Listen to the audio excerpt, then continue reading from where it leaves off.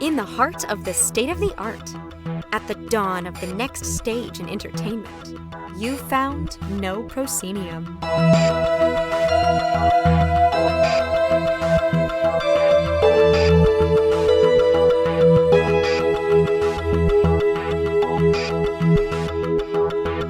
You have indeed found No Proscenium, the voice of everything immersive. I'm your host, Noah Nelson. This week on the show, Vallejo Gantner, currently with ONX Studio, an XR accelerator in New York City powered by Onassis USA, will swing by for a chat about the state of art and meaning making in XR. Vallejo, you should know, is one of those people I learn a lot from every time we talk, and we had a fun chat this not too long ago. And we get into the twists and turns of murder mysteries and take a whole sidebar into online Dungeons and Dragons. This part was fascinating to me. With Scott Cramton of American Immersion Theater, which creates custom events across these United States. If you're not in the United States, they create custom events here in the United States. There you go. All right. But first, I'm already off script and giving you a couple of updates on the Next Stage Immersive Summit and Mini Festival, which is coming up. Oh my God. It's basically a month from now, January 7th, 8th, and 9th in Pasadena. Look, we've still got badges.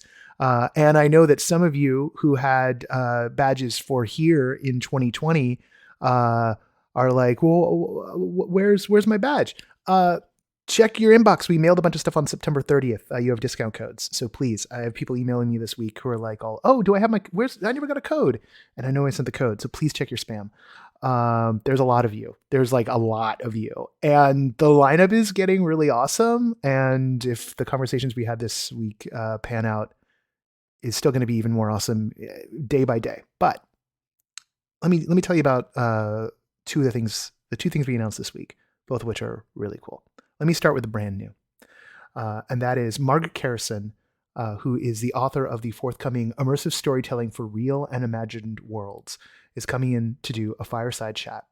Margaret has worked as, I'm going to read this direct from the bio, as a story lead, story consultant, and writer for multiple projects. These include Star Wars Galaxy's Edge, Star Wars Launch Bay, Hyperspace Mountain, Star Wars Galactic Star Cruiser. Now, I could stop because it's me. Also, I hope you're not playing the Star Wars drinking game this time, because apologies, RIP you. Also, Avengers Campus, Guardians of the Galaxy, Cosmic Rewind, National Geographic's headquarters, the NASA Kennedy Space Center, Visitor Center's Complex Journey to Mars, Explorers Wanted. That's the full title. There was a line break there. Margaret's done a heck of a lot, and that would be enough. But this book she's got coming, we had a chance to look at the pre-pub galley, not the galley, but a pre-pub draft. The galley's like the fully formatted. This was a draft. And there's stuff in here, just in terms of the way she organizes the information, that makes this the book that is going to be, it's going to be the writer's Bible for immersive work. It's going to be what everyone goes and gets. It's going to be the touchstone. It just is. The publisher is, I believe, Michael Weiss is the how you say that. They're the folks who do like cinematography shot by shot and all those books, the books you find like in the bookstore, like in the movie section, like how to make movies. They're all there. That's the publisher. It's going to be that book, right? For a generation, it's going to be that book. And we've got her before the book goes up. And we're going to talk about the fundamentals of it. So really exciting to have Margaret in the mix this time. Big shout out to our board member, Diana Williams, for making that connection. And thank you. Okay. So that's the new. Now the campaign promise fulfilled. We got Cages for the mini festival. Cages, which is this incredible rock opera spectacle that uses an immersive onboarding and intermission and just kind of does this whole remix of what a night at the theater can be. It's an amazing spectacle. It's here in downtown LA. It was part of the mini festival before we had to shut down because of the initial wave of COVID before there were vaccines and everything.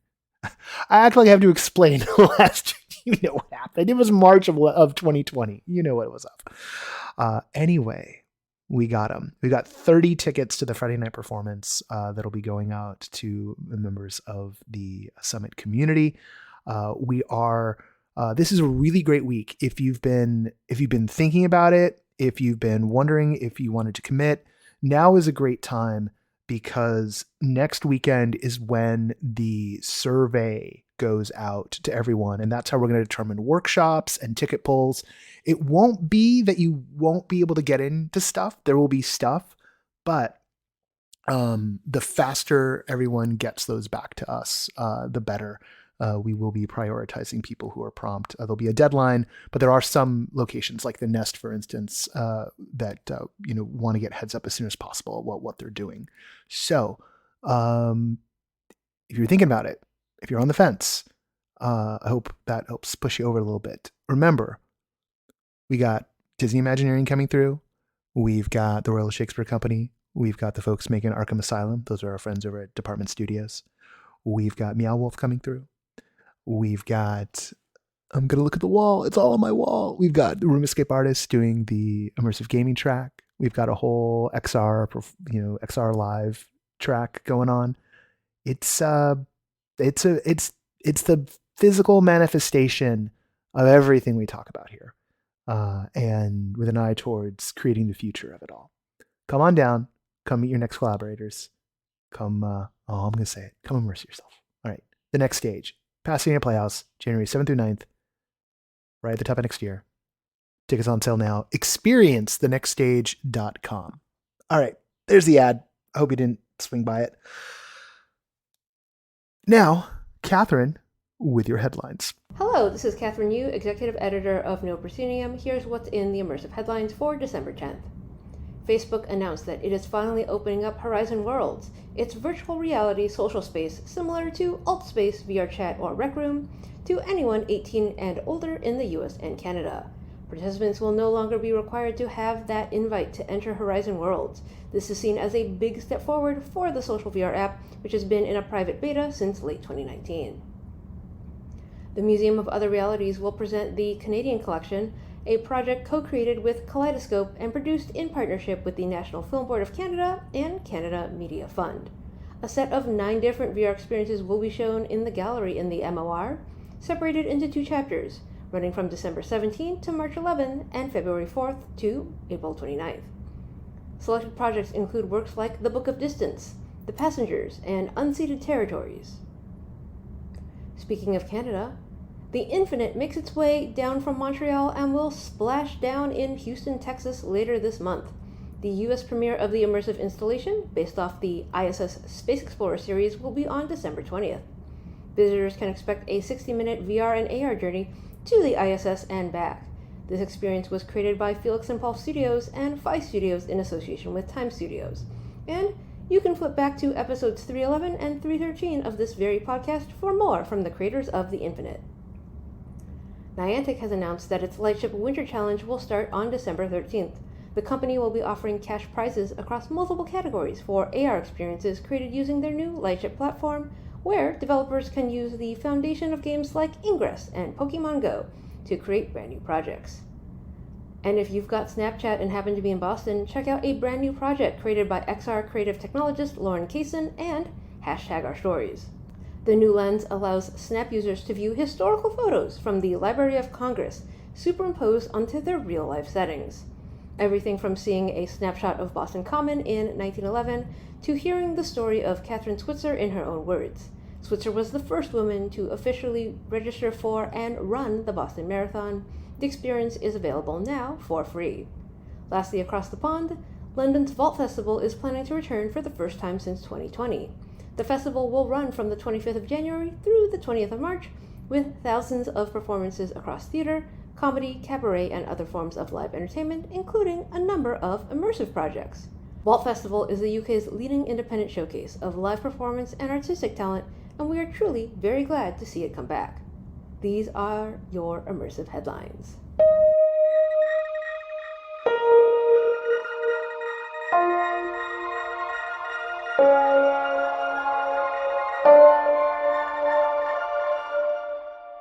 Joining us now is Vallejo Gantner. Most recently, he served as Artistic Executive Director of Onassis Foundation USA. These days, he's helping to guide their ONX Studio, an XR accelerator in New York City.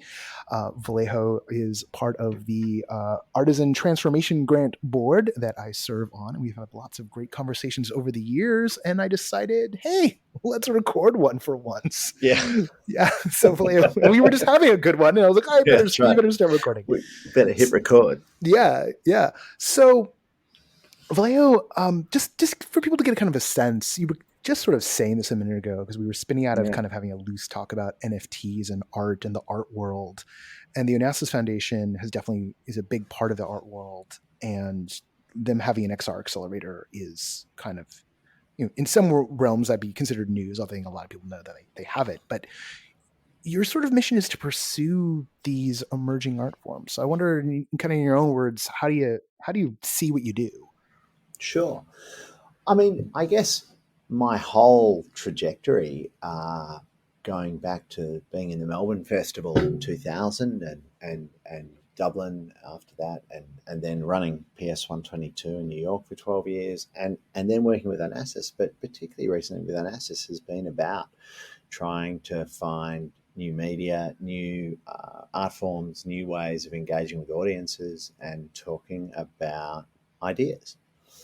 And so, when we think about how we're doing that, it's always been this search for different ways of putting the plug into the socket and trying to talk to people and trying to communicate. And Onassis kind of, particularly in Athens, but historically here in New York as well, has this really long and storied history and proud history of being involved in that. Originally, it was partly set up as more of a traditional, perhaps promotional kind of exercise for Greek culture in the United States, and then became something that was much more about ideas, philosophical ideas, and whether that was democracy or many others. And they would run exhibitions of antiquities, but recontextualized into a kind of the present moment. And then when I was brought on, it was really about trying to find different new performative ways that were driven by different kinds of collaboration and different kind of partnerships. And one of the projects that we created with New Inc., which is the New Museum's incubator for artists working across tech and design and new forms, was this ONX, this XR accelerator for artists who are already on a trajectory, already on a path, and who are making work that's immersive or in the space that we would call extended reality. So, that's what we've been looking to do. And in Athens, there's a huge program that Onassis does, which anybody over that side of the Atlantic, I'm sure, probably knows about already. But, whether it's in new theatre, contemporary dance, visual art, film, or indeed in digital practice. And so there's a kind of, the interesting thing about this is that it's not just a kind of an accelerator or a place for people to base themselves, but actually something that we conceive of very much as a kind of transatlantic bridge for people making that kind of work.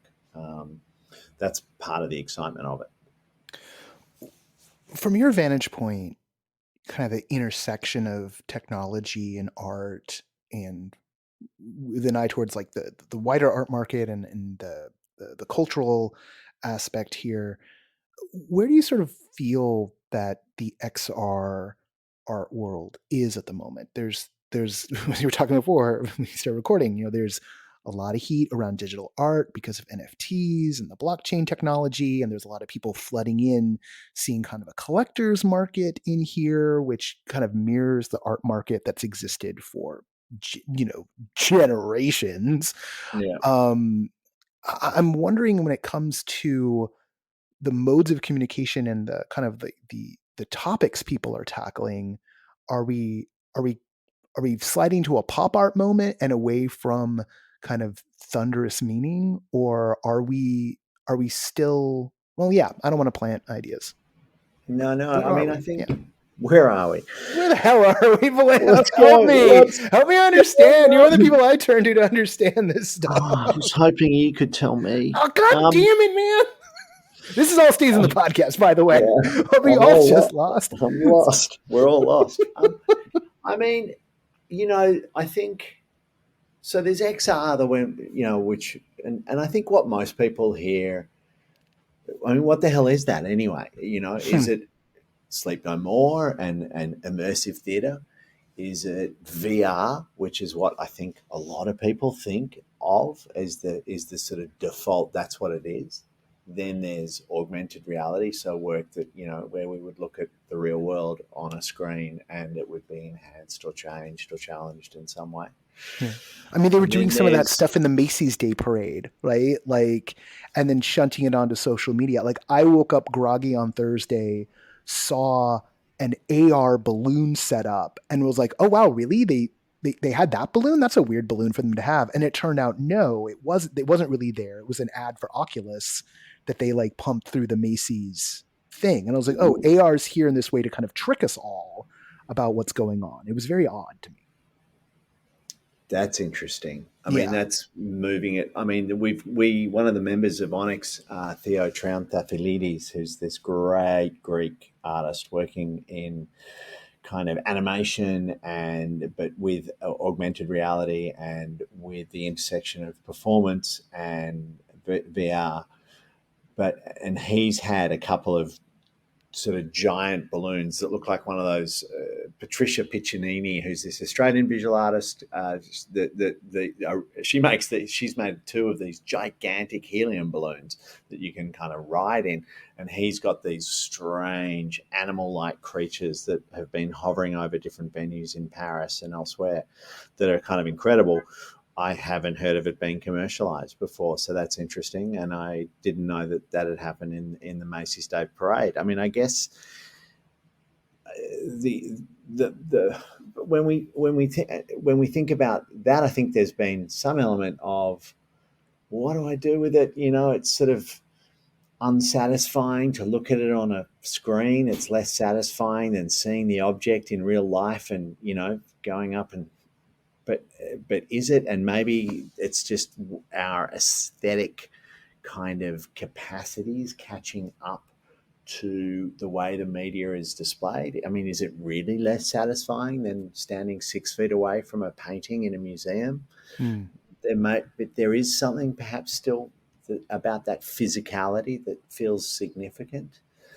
And I think when we talk about there's been some forms of interactive theatre, both, when we're present in a venue with performers and kind of being asked to answer surveys on our phone or something, or over the last 18 months, obviously the kind of Zoom theatre, interactive theatre, digitally interactive theatre, that some of which has been able to push some limits, but I think we still haven't found our. I mean, I guess the thing I would say is XR as an art form, as a series of art forms, still is finding its feet. It's still figuring out who, what it is, who it speaks to, who's making the good work, and there's always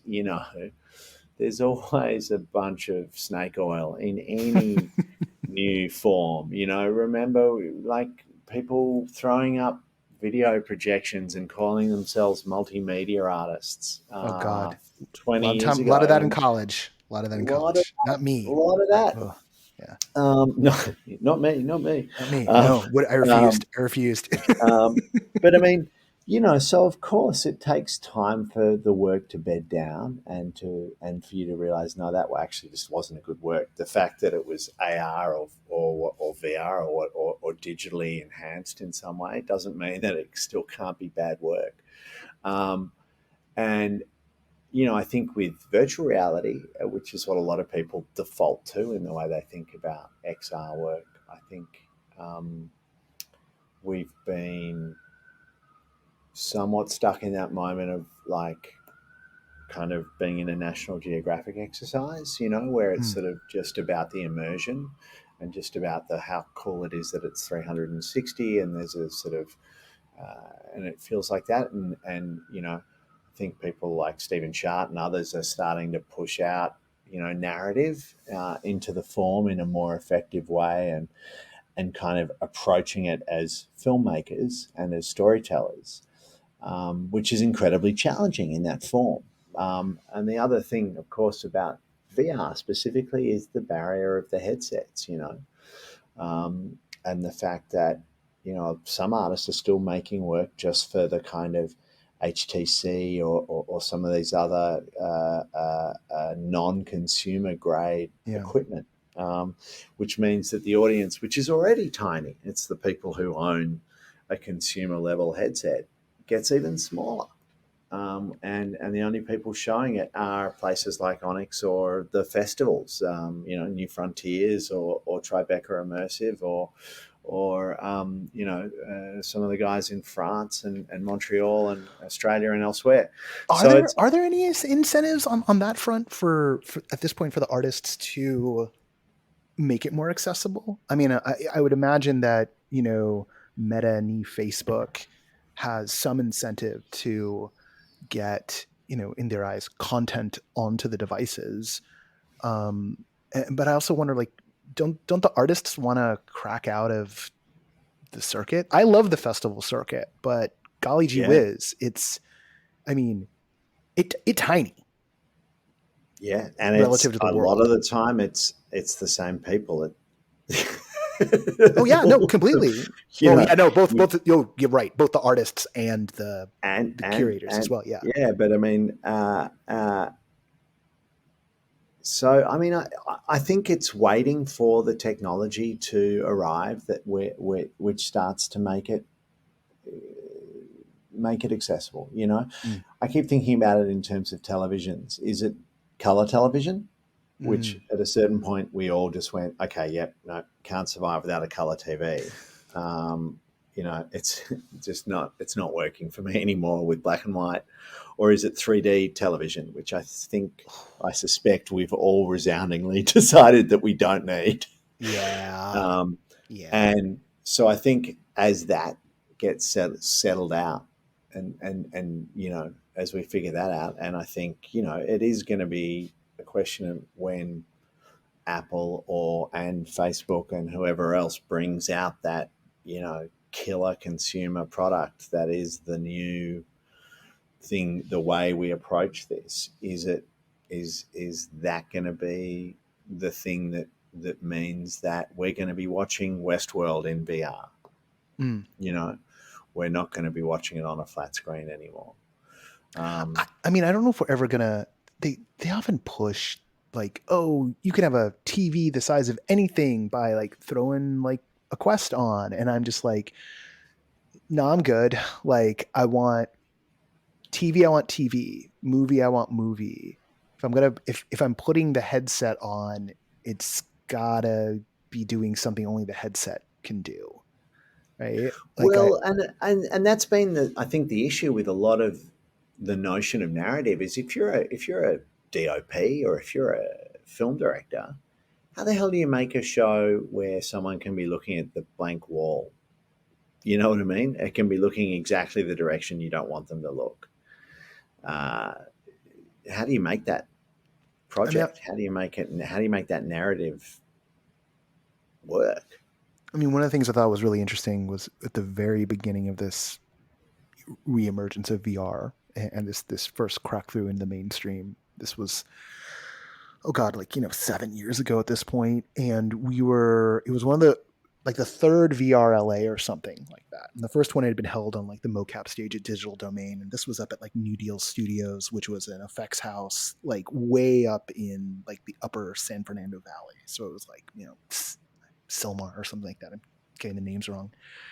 And they had done some 360 shoots. This is back when everyone was still really heavily 360, and folks hadn't even figured out, you know, whether or not editing was going to really work. Everyone assumed editing wouldn't, and that got proven to be wrong, but it's tricky. And the leads over there said this was a lot more like directing theater than it was like directing film, which, both of which they had done, and the way they were orchestrating. And like, I think of like, like a big oneer that you'd see in, Touch of Evil, or you'd see like in a Cuarón film, and that sort of sensibility of orchestrating masses of humanity and maybe even orchestrating camera motion. Like that's where the thrill can come from in this form. But if you're so reliant upon cuts and close-ups and sort of really kind of a television framing of action, you're kind of going to be SOL, because you don't have this kind of operatic sense that's required to draw the eye around the space. Absolutely. I mean, yeah. But that's the thing. It's a different way of telling a screen-based narrative, isn't it? I mean, it's completely. Totally. It's a completely different approach, and I think I almost imagine like you're wearing a big cumbersome box on your head. Yeah, yeah. Even the light, I probably I don't use mine as much as I think I would. I've got plenty of stuff for it, and I feel lazy because like I'm not doing the exercise routine I usually do with it, and I love when I use it, I love it. But just like putting it on, it's literally 1.5 feet away from me, and I'm like, it seems so far. Wait, do you do those exercise? Do you use I love Supernatural. Yeah, I like it a lot, actually. I've never done it. I've always thought that's absurd. Who would do that kind of thing? So, I mean, part of it's the fact that like Chris Milk and his team go out to like the most amazing places on the planet. Like you can do calisthenics in front of Petra, right there at the big library, or like in Luxor, or on a mountaintop in New Zealand. It's stunning. So it's like the most stunning 360 photogrammetry and photography and videography you could imagine. And then it's like, okay, let's box. But they also even have this turned into an ad for Supernatural. It's really nifty, and you should give it a whirl. If nothing, there's a couple of, there's some that are just like 5 minutes in the space with nothing else. And there's some absolutely gorgeous spaces that they go to. That's the lure for me anyway. All right. Yeah. I believe you. I'll give it a bell. Yeah. Yeah. But I mean, look, I think until the social piece of it, there's the idea of sitting on the sofa and watching a movie with someone in headsets is not as attractive as it, if you can't look right and see them and see how they're enjoying it. It's a different kind of experience, isn't it? Oh yeah. So I don't even know how popular the group Netflix stuff is, where it's just like, or Disney, where it's like, hey, click on here. Watch party. Watch party stuff. I don't know how popular it is. I can't imagine it being fun, but that's just me. Look, I remember in the early days of the pandemic, we were trying. I did it with a couple of friends. Not actually watch party. We just called each other and then all sort of hit play at the same time. we did it old school, but it's interesting, isn't it? Because even outside of this conversation about XR, our experience of consuming media has become something that we do, I suspect, much more alone than we used to. And it's funny, one of my other projects is this company called Hoovy, which was about trying to create a distribution channel for independent films, docs, and so on, where the screenings would happen in private spaces and it would re-socialize going to a movie, because the number and the variety of screens where we can go as a group and watch a film is diminishing, even in New York City. And even when we do that, it tends to be very solitary, and we immediately leave that building. They're designed to kind of funnel us in make us buy popcorn and then get us the hell out. Yeah. We don't stand around and get, we might. And so Hoovie was there to kind of go, oh, let's have a conversation afterwards and let's have a glass of wine or, cracker and cheese. But so I think figuring out how to, and particularly as we come out of COVID, figuring out how to make these experiences things that we do together and that feel meaningful is going to be, massively important. And I'm not sure at the moment that putting on headsets does that well. Not if we just move in and out of it straight away. So yeah, I thought it was really interesting this year with, last year's Burning Man, virtual Burning Man, was really well attended and populated. And this year, despite the fact that there wasn't an official Burning Man, there was like some unofficial ones going on. And I think that was enough to like sap the user base for the BRCVR.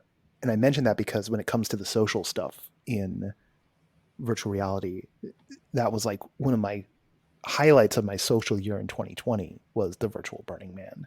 And just that kind of interesting. Yeah, it was this breezy feeling of just running into people and talking with friends and kind of going around as a group through a virtual space. Kind of a little preview, I think, of like where things will ultimately wind up. But when it's competing with IRL, it can be harder. Like there's that the social element of all of this is key. I'm kind of a loner type for the most part, so like I have to always remind myself how key that is for everybody. But having experienced good versions of that, I know how potent it can be, but it requires a certain critical mass.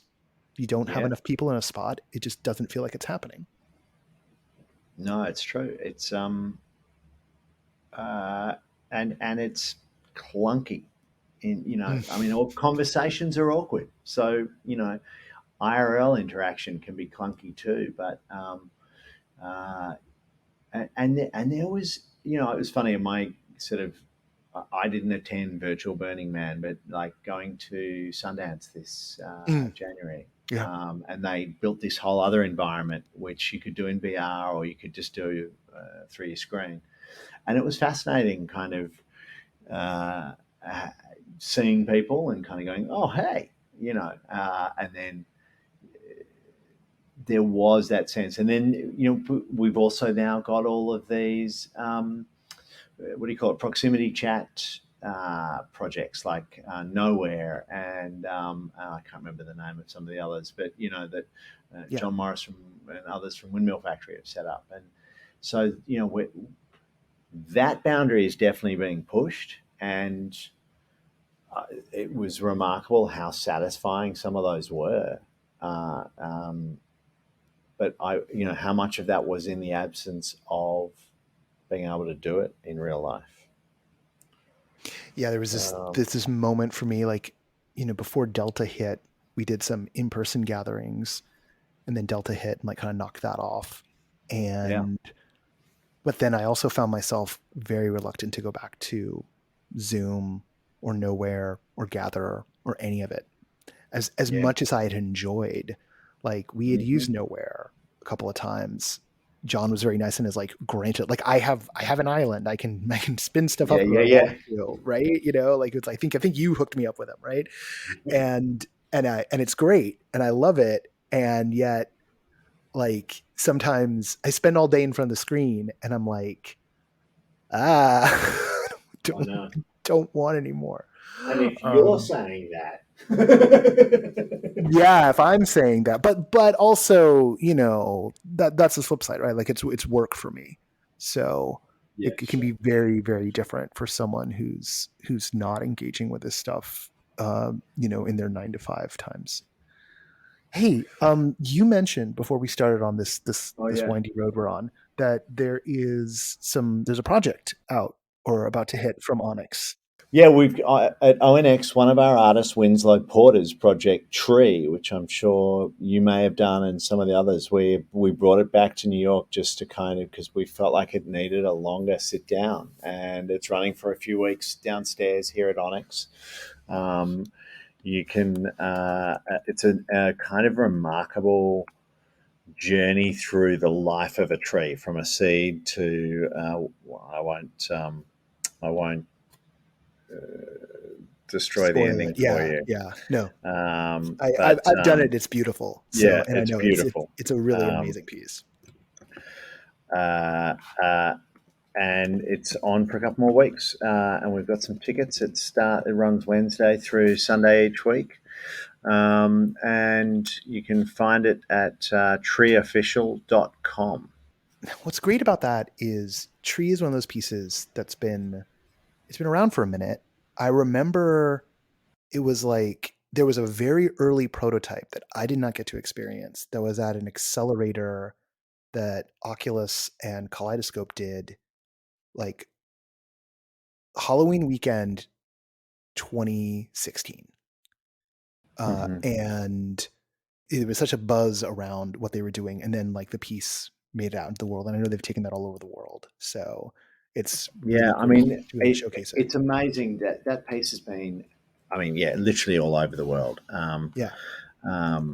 And as a kind of a piece carrying a message, it's fantastic. It's beautiful, and as the start of a narrative as well, I think it's fantastic. It's remarkable, and it's these artists that we've got downstairs are absolutely thinking about that. What Sarah Rothberg was doing during Tribeca recently with these new conversations and trying to figure out new ways of having conversations in that VR space in a moment where we've kind of been, well, what does a meeting look like now?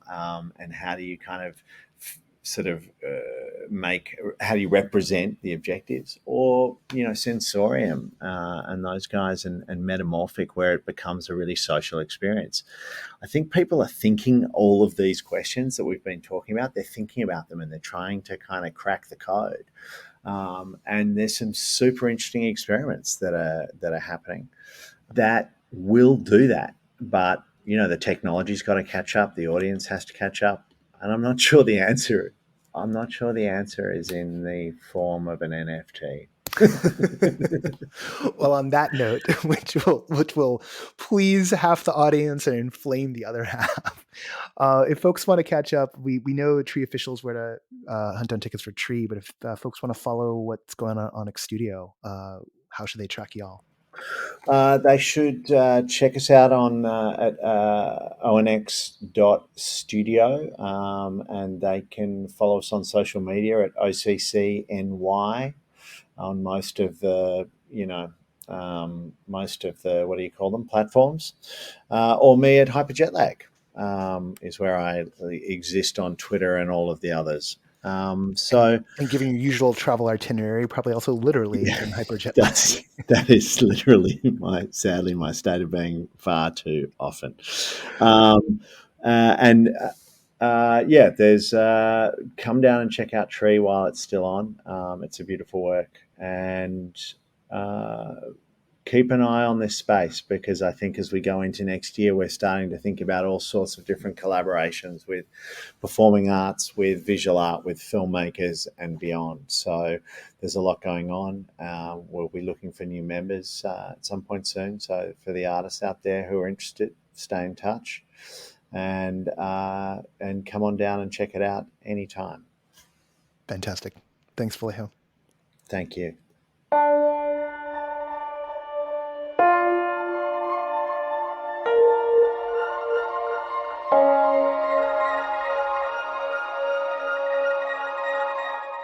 Joining us now is Scott Cramton, the founder of American Immersion Theater, which has been around since 2001.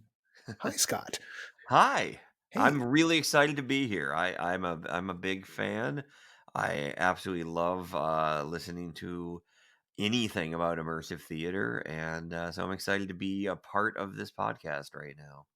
So, Scott, take us back to the turn of the century, which is how we have to refer to it now. The century. And what when you started American Immersion Theater, what were you starting then? Because that was before, that was before the current immersive renaissance we have. So obviously, like back in the 80s, there Yeah, was camera and all this other stuff, but it was pre Sleep No More and all of everything. it was. I literally remember in the first year or two, we tried to get onto Wikipedia for SEO purposes, and we couldn't get immersive entertainment or immersive theater on Wikipedia. Like it was viewed as a non-relevant subject.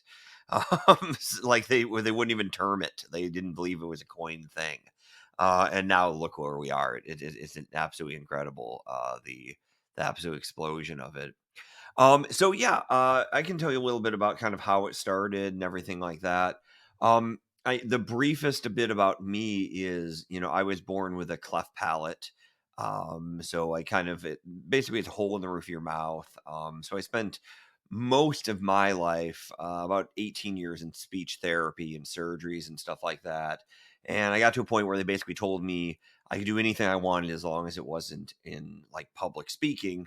So then I spent the rest of my life trying to be in public speaking. So really, this is a story of spite, but it's I wanted to do theater. I wanted to do something like that. It was hard for me to really get parts. So I think I fell into the idea that I would have to kind of create my own thing.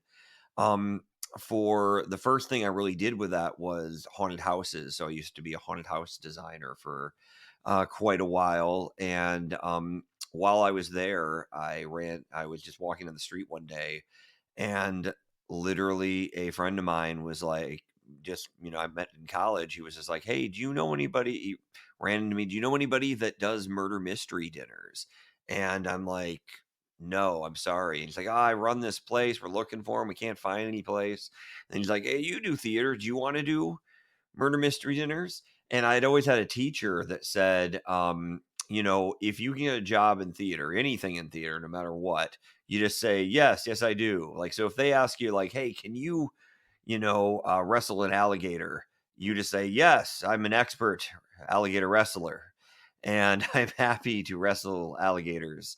So, I just told them, yes, yes, I do. And, I am very well versed in murder mysteries. And then I went home and talked to my roommate, and we kind of put something together, and we started doing murder mystery dinners. And so that was the start of it. The start of it was the murder mystery company. And that's all it was for quite a while. It was like murder mysteries and immersive, like improv stuff. And when we first started doing them, we would do them in this very normal way, like the way you would expect it when you kind of close your eyes.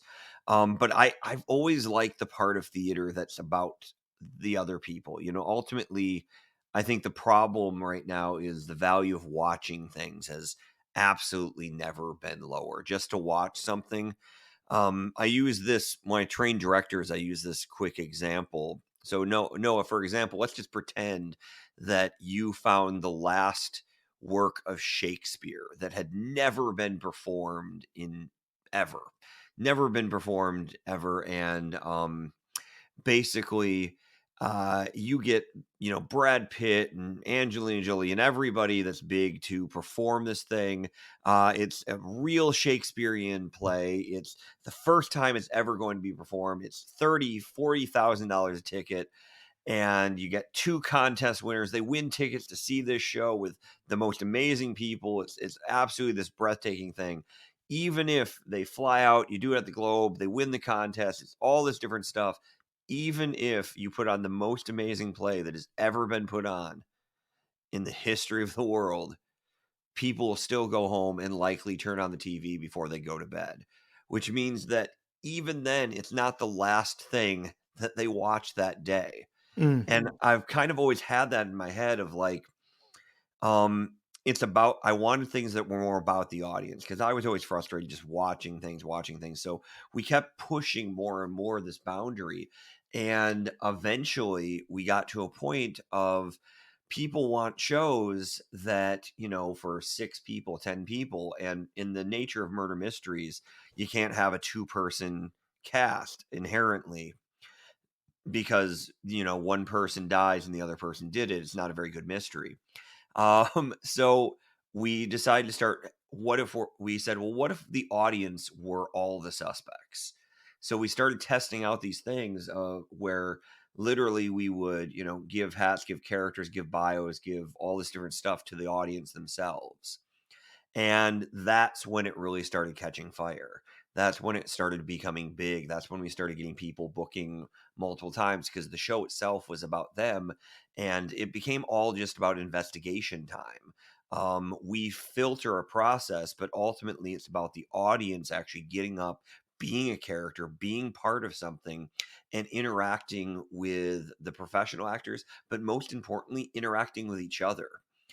So when you say Yeah. when you know that there's like professional actors involved, like what is the ratio here that we're talking about? Is like you get like one performer to like six, like one performer like running a show for like six people? Do you get like like you have a number of plants going to the thing? Maybe we never use plants Right. ever. So that's a big thing. It's used commonly in murder mysteries.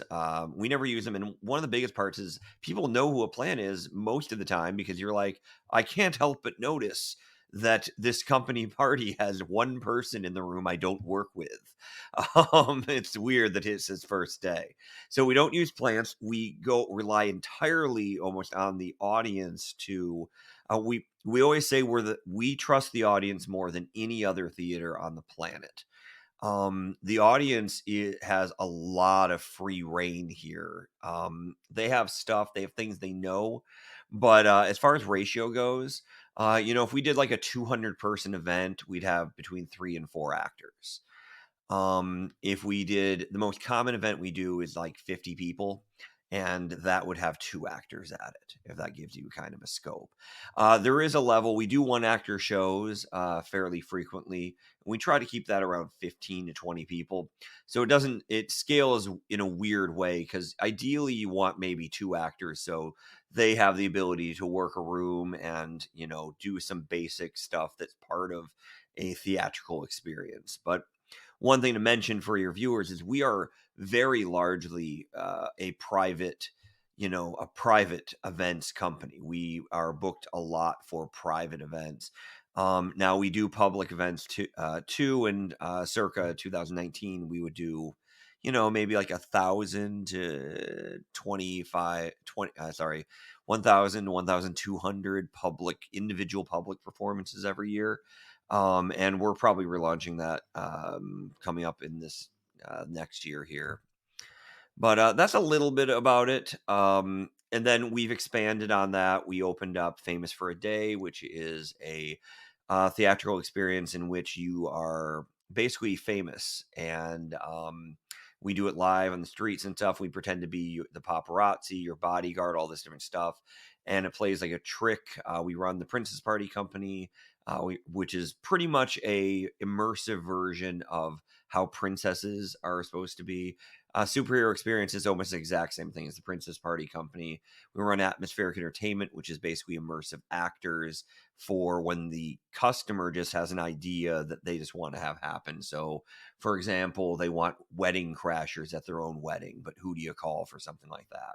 You would call us for atmospheric entertainment. And then our newest one is Camp D&D, where we do kind of this different version of Dungeons and Dragons. So I know that's kind of sprawling and expansive, but that's everything we do. Well, on the Camp D&D one, so is it a LARPing thing, or is it more tabletop, but just like with So some basically, we had to pivot obviously during the yeah. time in which it was illegal to do what we do. It's so weird. You never would have expected that like theater would be illegal, but there it was. Theater was illegal. So, we pivoted, and I've been a big Dungeons and Dragons fan. So we took the idea of what it's like to do on Zoom, and we made it differently immersive. One, we shortened how it worked. We made it so it could be like tickets to a show, because the inherent problem with Dungeons and Dragons is it's hard to keep going. Anybody who's ever played Dungeons and Dragons knows that, like, oh, it's great, but then Noah's cat is sick this day, so he can't dungeon master. So we thought we were playing tonight, and we're not playing tonight. Yeah, keeping a group together Almost post impossible, right? college is really So hard. really difficult. Yeah, Yeah. like So yeah. my idea was just to make it like the movies, where you just buy a ticket online. If you feel like playing at 6:00, it's 5:00. You can just say, I'm buying a ticket for the 6:00 one. You go in and you're playing with a professional dungeon master. But what we've done is we've mirrored the Zoom vibe with, one, making it shorter at 2.5 hours to avoid Zoom fatigue. Two, making sure that it's something that's reliable, always happens, something that you can just pick out and go. But three, we also do kind of immersive videos as well. We feel like videos help break up the actual like monotony of the theater of the mind. And I love theater of the mind, don't get me wrong, but I think that over Zoom it doesn't take as hard. So So do you like cut scenes or interstittals? Yeah, Okay. we shot it. We rented out Evermore, which is, you probably know, your people know who what Evermore is. We rented Evermore recently, kind of like you might say a midlife crisis thing that I did for myself. And we shot just, almost a year and a half of cutscenes there with, people dressed as elves and orcs and everything like that. And this is really fascinating to me. So you shot all these cutscenes. So you have different scenarios. So like, are you running these as a campaign? Are you running these as like one-offs? They run as a fluid campaign where basically right now it's going to be like a 2-year journey essentially that you could make. Right. That runs in the same world. Then eventually we kind of feel like the gap of characters and new players starts, becoming too hard after 2 years. So it's kind of like get to level 10. But yeah, you can check it out at campdndonline.com, and that's my cheap plug. Cool. But because I mean, it is like that idea, because you're beyond not wrong about how hard it is to keep a group together. And there is this phenomenon of professional dungeon masters, and the scenario, like the published adventure. Like, I mean, when you're young, when you're like in your 20s, you're late in your teens and you're in your 20s and maybe even early 30s, like the idea of tussling with a published adventure for like a certain type of game master is just like, ugh, never. Yeah.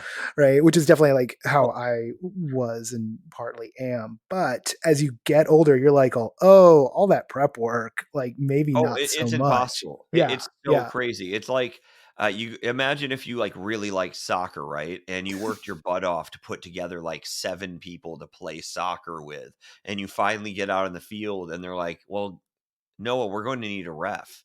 And you're like, oh, so I can't even play soccer. Most of the people that are most enthusiastic about Dungeons and Dragons don't actually get to play. They have to only DM because they're the person that kind of says, hey, let's start playing as a group. Most of the time they have to DM. Oh yeah. But I think the other side of it that they don't talk about as much is, if you have, family dynamic, you have all this stuff going on. If you set aside time and you set aside like a Thursday night to play, and then you can't, it becomes very devastating in a way for your schedule as well, because you look forward to it all week and it just didn't happen.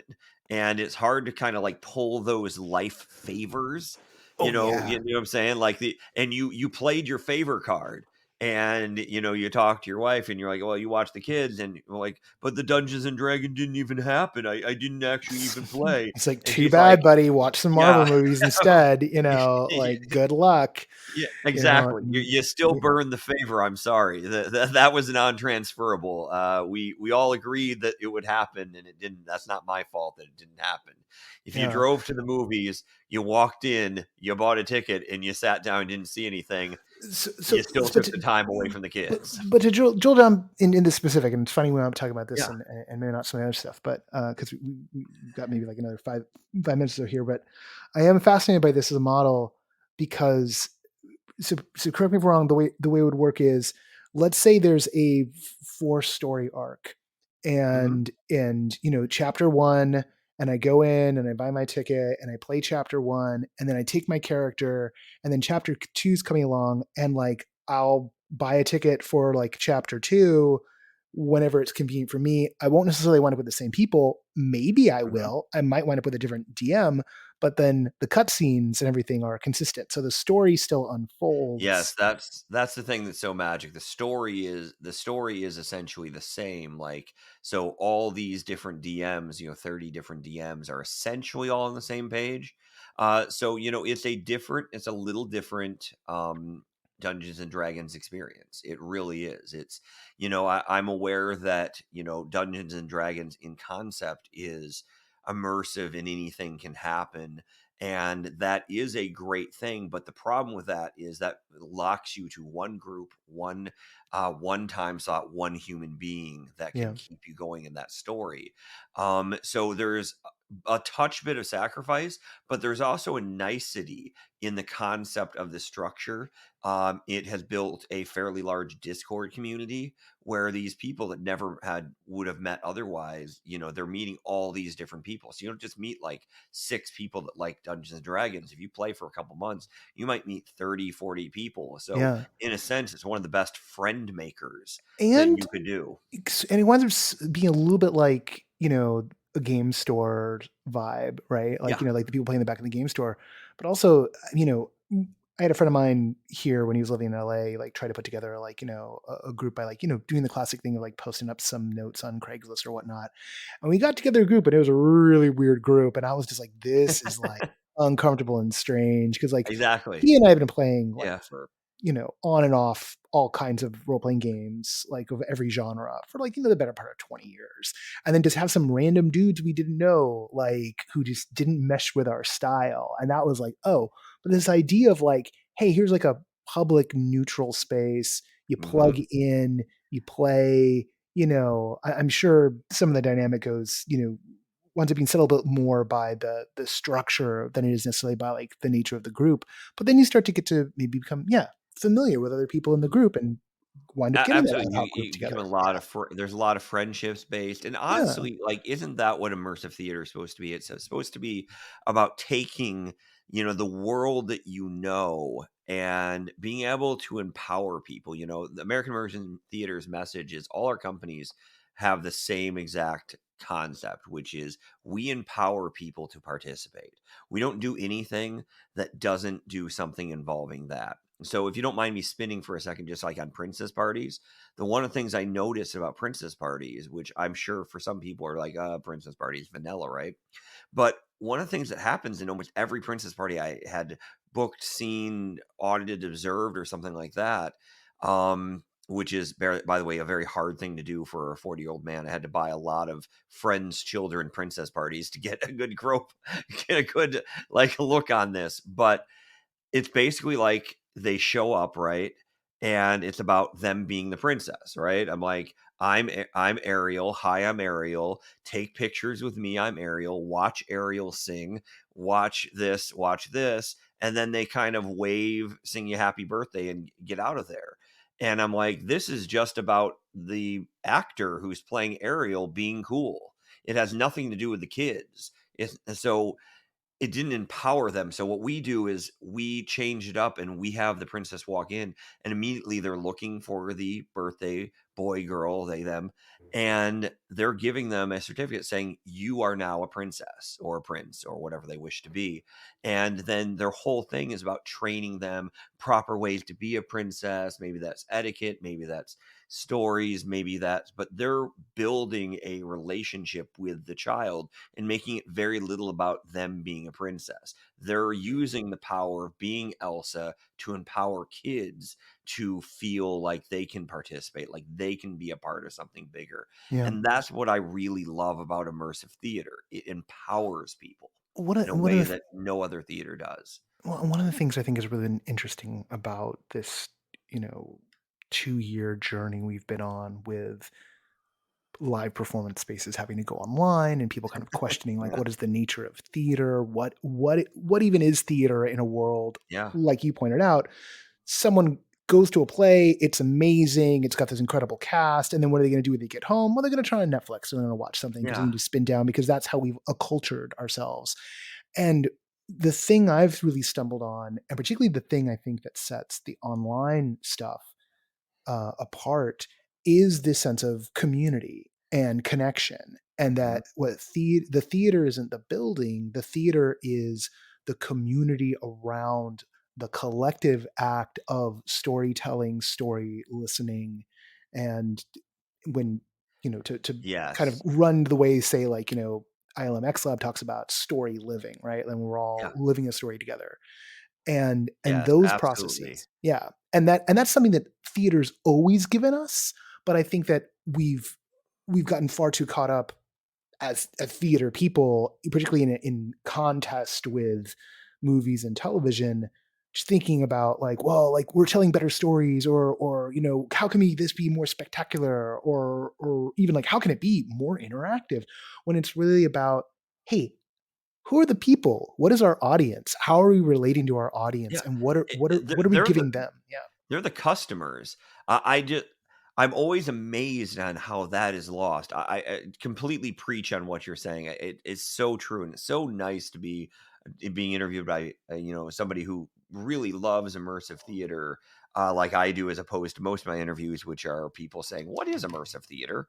and stuff like that. Um, so yeah, I'd love to share with you kind of like the one rule we start all of our directors on, all of our actors with. And I think it's the thing that people forget about with theater, which is, we call it lovingly the Aerosmith rule. And basically the idea is we say, hey, look, and for your viewers at home, pretend for a moment you're a huge Aerosmith fan, like just a super fan of Aerosmith. And I take you to 10 Aerosmith shows in a row, right? And the first 9, you have the best seats. You have they sound better than they do in your car. They sound better than the CDs. They're playing all your favorite hits. You have your favorite snacks there.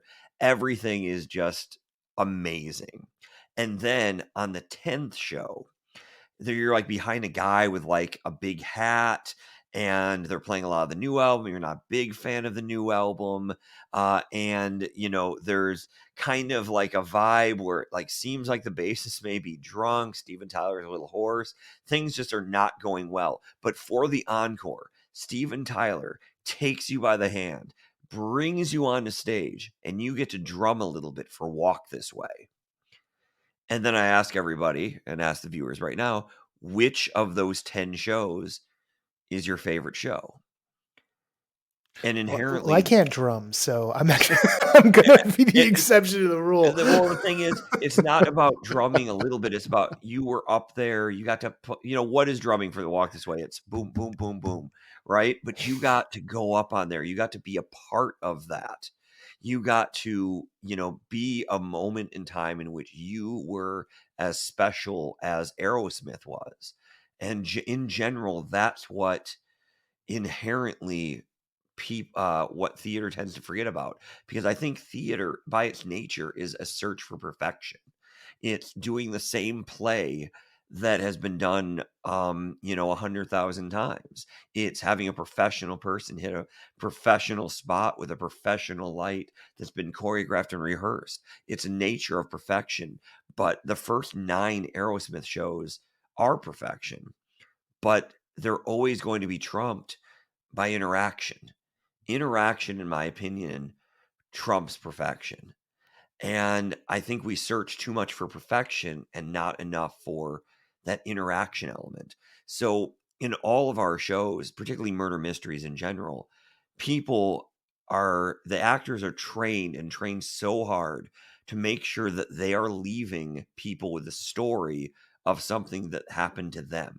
What is their unique experience that they had with that actor? And it should be wildly different all the time. It's hard to be simulatedly the same. Does that make sense? Yeah, yeah. Like, I think that, you know that idea. I like that there's a poetry to this idea of, you know, we usually think of it as a term in terms of trying to hit the perfect performance, but it's not about that in this form. It's really about the moment where together the audience and the people making the show become one and the same. So, In a yeah. sense, but to me, it's to dive a little deeper into that. To me, it's about the individual moments that you build in, not for them watching and collectively doing that. And yes, theater is lovely and it can change lives. There's so many great things, but immersive theater has the ability to be so individualized. And I hear you all the time. You're talking to people that, they have 7 people in the room. They have 10 people, 10 customers in a room at the same time. And the reason that it's so small is it allows for this individuality, this individual experience. And if I had one thing that I wish I could do, that I wish that I could just open a full school of, immersive training for actors, because it's completely different than, in a sense, I do. We have about 5,000 actors that work for us. At least we did in 2019, rotating throughout the year. Now we're probably more in the 3,000 range in the 2021, but I digress. But, to be able to reach out to people, it's different than what they teach you in theater school as a person who graduated with a theater degree.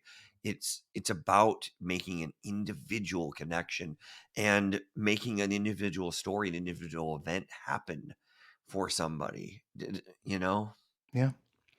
Scott, if folks want to follow up, if they may want to book something or check out, or maybe try to become part of the 2,000 actors you're going to be hiring on in 2022, Yeah. how do they find you? Oh, there's a lot of ways to find us, because there's so many companies. So let's pick 2. You can Google search the Murder Mystery Company, or just Murder Mystery in general will probably come up. We're the Murder Mystery Company, the Princess Party Company, or our newest thing is campdndonline.com. That's a lot of fun, and we spent some time talking about that. You can always try to search me. I usually come up if you search Scott Cramton on things. That's Cramton. All right. Scott, thank you so much for joining us on the show this week. Hey, thanks, Noah. It's truly an honor.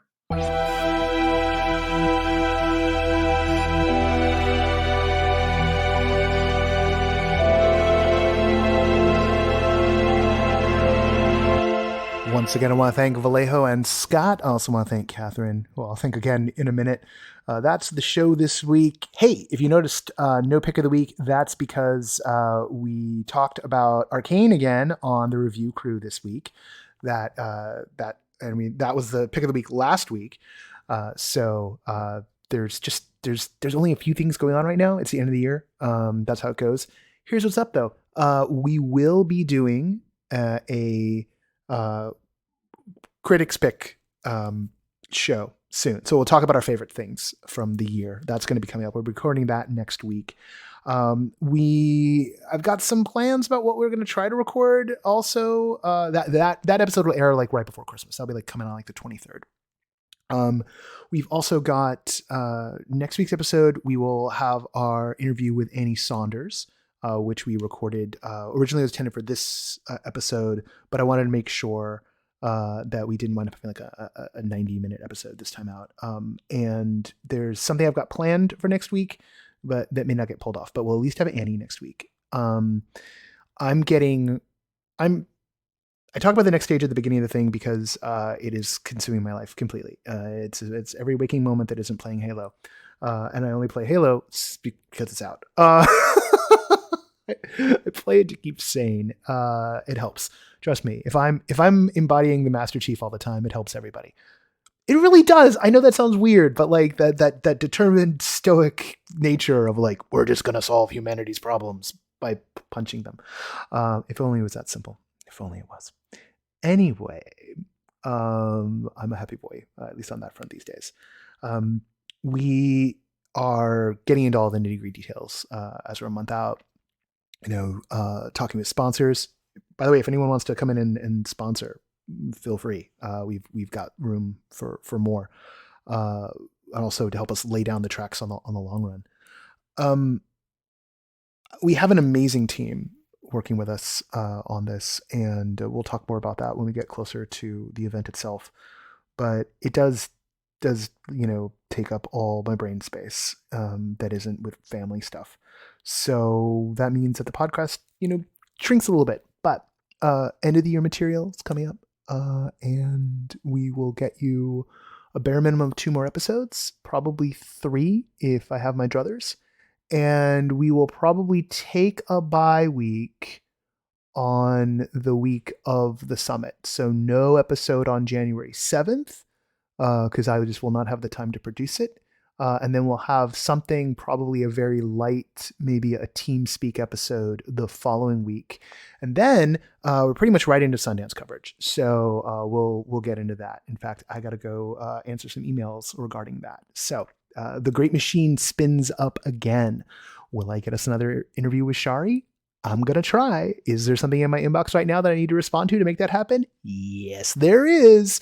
So, and if you don't know Shari, it's Shari Freelo, the curator of the New Frontier over at Sundance, and again, one of the amazing people in the constellation of all things immersive and extended reality. I was nearly going to slide into some end of the year stuff. It's got a very end of the year vibe here in LA. It's cold for us, which, as let me tell you, if you're used to like 70 and 80 and it's like 50, like it's just cold. Your body's like, why is it freezing? And then you're like, it's not freezing, but still my legs are cold. So it's cold, it's rainy, it's gray, all the vibes. And I just want to kind of like curl up in a blanket and just watch The Matrix on a loop until the new movie comes out. So that's where my head's at right now. But we've got a big event to produce, so we're going to go do that instead. Now I'd like to give a massive shout out to our latest backers here on the No Proscenium Patreon. They are Marley Magaziner and Abby Kritzberg. Thank you both. We are, our plan for the end of this year is try to get to 400 backers. We're going to fall far short of that, but if anyone can jump in, please do. It not only makes the living thing possible, but it gives us the confidence to keep going on. We come back here, we make this show, we make all the stuff we do for all of you all the time. And the hope is that we get enough support over the long run that we can pay people to do some of the work, to do even more work. And then it makes it even easier and seems even bigger.